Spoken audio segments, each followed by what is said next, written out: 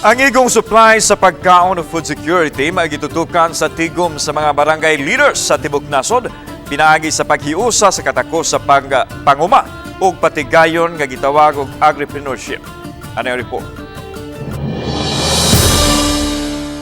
Nabisita namo ang kinabuhi sa mga mag-uuma sa barangay Kambinukot, Dakbayan sa Sugbo, di nagtikad sa ilahang kahumayan o kamaisan nga matud nila igo ra gyud sa ilahang pagpanginahanglan.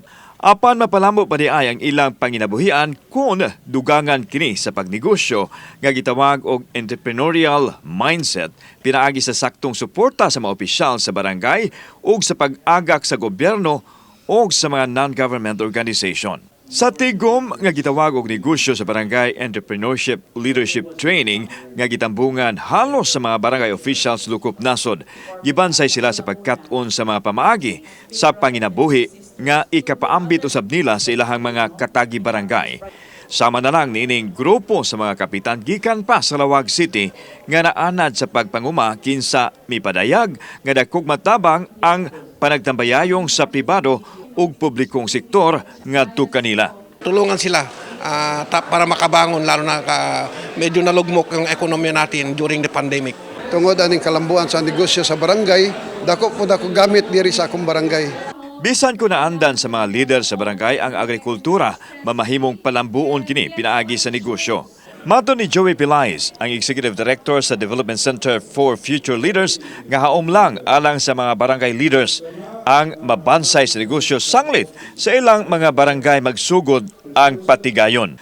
Tinuod ka Sir Alan nga kaning atong mga barangay officials frontliners gid ni sila, no? Sila ang magtabang sa pagpalambo sa atong mga negosyo. Kay kada negosyo magsugod man gayud sa barangay.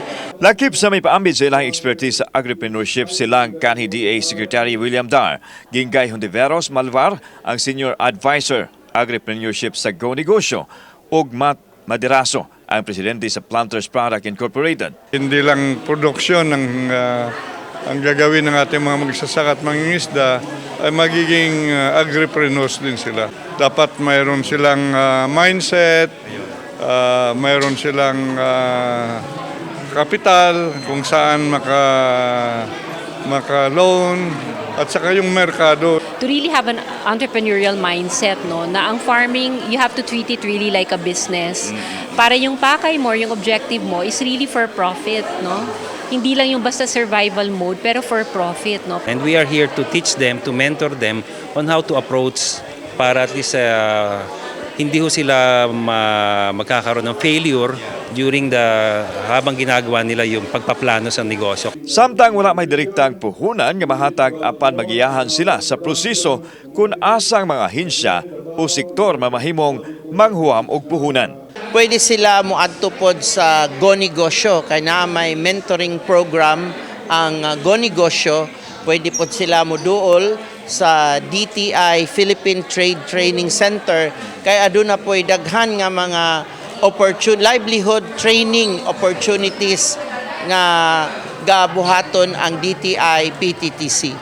Makapag-create sila ng isang business concept, no, kung tawagin, o makapag-craft sila in any sector, no. Meron tayong 4 na sektor: industry and trade, agri-base, tourism and digitalization. Ang maganda naman dito is the government, led by President Marcos, has already said very clearly na talagang susuportahan, no? We want a food-secure Philippines with empowered and enabled farmers and fisherfolk. Sa miaging simana, gipahigan usab ang negosyo sa kabataan nga gitambungan sa mga SK leaders lukop nasod. Kauban si Cleofer Lumayag, ako si Alan Domingo. Balitag, Bisdak.